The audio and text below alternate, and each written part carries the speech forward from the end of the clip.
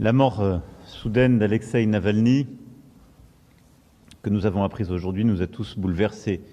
Je l'évoquais tout à l'heure dans mon propos, et elle rappelle de la plus tragique des manières la réalité du régime du Kremlin et son durcissement. Il l'emprisonne, ça n'est pas nouveau. Ces derniers mois, il avait encore durci la posture à l'égard d'opposants, mais aussi d'associations, d'ONG, de fondations. Je pense à Mémorial, par exemple, qui, pendant toutes ces dernières années, même aux heures les plus difficiles, avait toujours pu opérer et qui se retrouve aujourd'hui dans une situation des plus dangereuses. Et je veux, en cet instant, vraiment à nouveau adresser toutes mes condoléances à la famille et aux proches d'Alexeï Navalny. Je pense que cela dit, ce que je vous exprimais tout à l'heure, c'est que oui, la Russie est rentrée dans une nouvelle phase. Et nous devons être lucides sur ce sujet. Une phase d'agression à l'égard des pays européens, par des actions de désinformation, mais aussi d'attaques cyber, à une échelle et avec des franchissements de seuil qui en changent la nature, et de durcissement dans son pays, à quelques semaines d'une échéance électorale, où, au fond, une forme d'impunité s'est installée. Tuer un opposant, ils le font. Interdire les autres candidats, ils le font. Je vois cela comme un révélateur. Évidemment, nous demandons à la Russie de faire toute la lumière sur les circonstances de ce drame, en tout état de cause. Cet événement tragique ne fera que renforcer notre mobilisation sur le sort des prisonniers politiques. Et je pense aussi à tous ceux qui, aujourd'hui, courent encore des risques.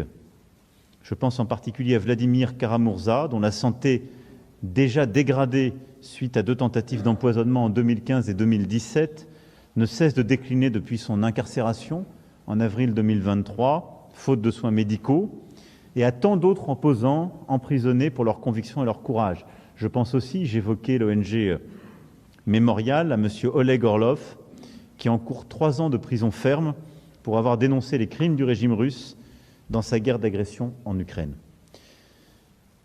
Très clairement, les conditions de déroulement de la campagne présidentielle, notamment le nombre très faible de candidats habilités à concourir, ne font que confirmer la dégradation à l'œuvre depuis des années et le changement de nature que j'évoquais.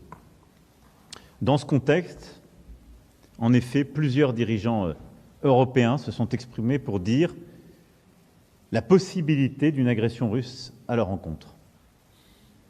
Je n'aurai pas ici des mots qui visent à inquiéter ou à nourrir des scénarios, ça n'a jamais été mon approche. Mais je vais être clair avec vous.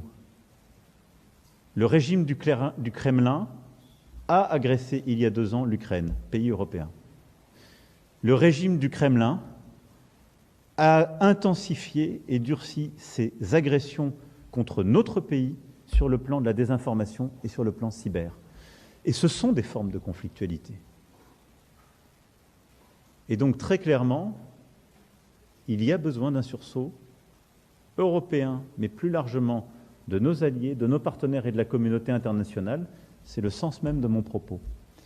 Si on voit les choses advenir, si on voit une nouvelle phase s'ouvrir, nous devons avoir la lucidité d'ouvrir une phase de réflexion stratégique et opérationnelle nouvelle. C'est ce que souhaite la France.